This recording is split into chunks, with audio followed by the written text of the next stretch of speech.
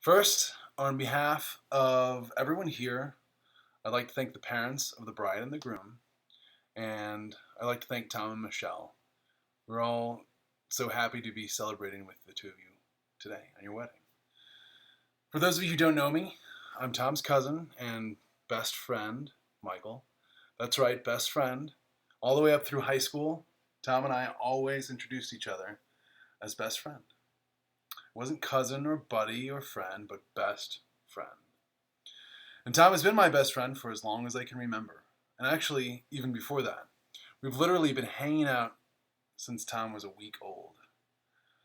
Whether we were playing in the ash pit in his backyard in Dogtown, or splashing in the rusty metal pool in mine, we were always together.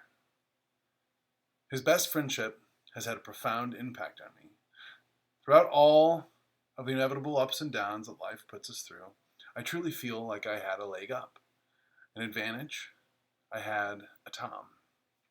Most human beings go through life with at least one period of feeling alienated and separated from the people in their life, their classmates, their parents, their siblings, etc. But I had that too, except for Tom was always there, still, in that bubble, without judgment, more or less. I mean, he'd tell me if I was being an idiot or an ass, but he would be there for me still. And I'm only guessing, but I have to think this is what it's like to have a twin.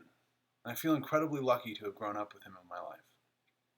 And you know, our parents really facilitated this relationship, as evidenced by the fact that anytime one of us was grounded, like actually really grounded, not allowed to go out and socialize, we were still allowed to hang out with each other. That's amazing. I think the logic must have been that, well, they're pretty much brothers. You shouldn't stop brothers from hanging out, right? It was wonderful.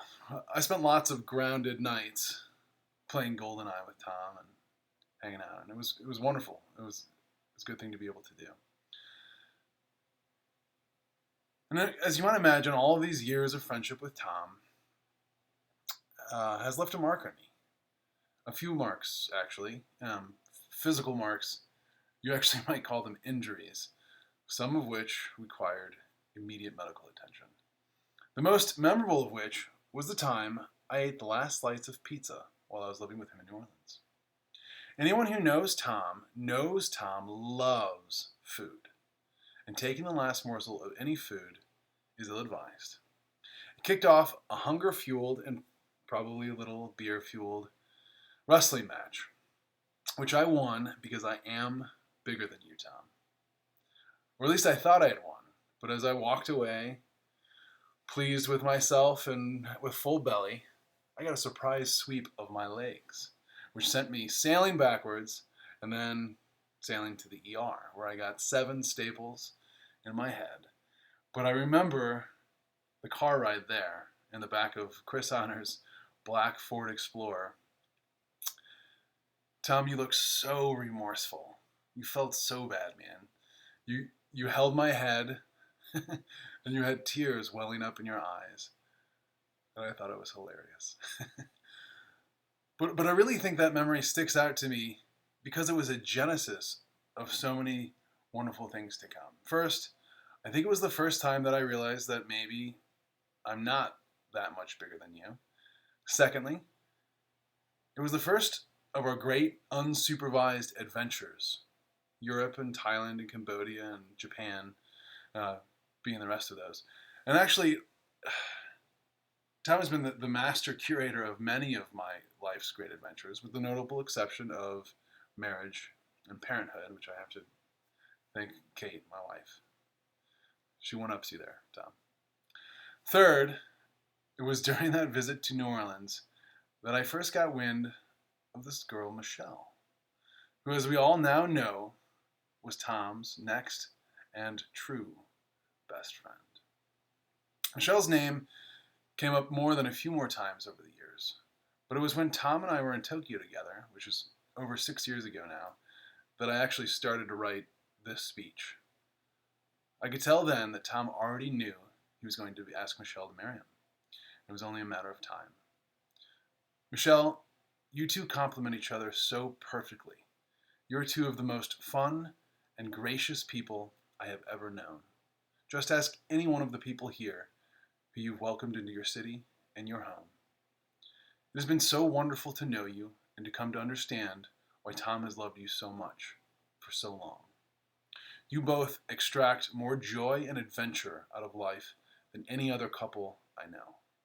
It's no wonder you're kicking off your marriage together here in New Orleans, a city that shares so much of your spirit and heart. I've been thinking about how best to sum up Tom, and I think I've found the perfect thing. Tom is the one person you want with you in an end of the world scenario. He'll get you through hell and back and make sure you have a damn good time doing it. And with that, I have a toast. Got my beer. To Michelle and Tom, may you make it through life's many challenges and have a damn good time doing it. Lastly, I have to tell you how incredibly bummed I am that I'm not there in person to celebrate with you, Tom, and you, Michelle. But there is one little thing that has made it much easier to bear.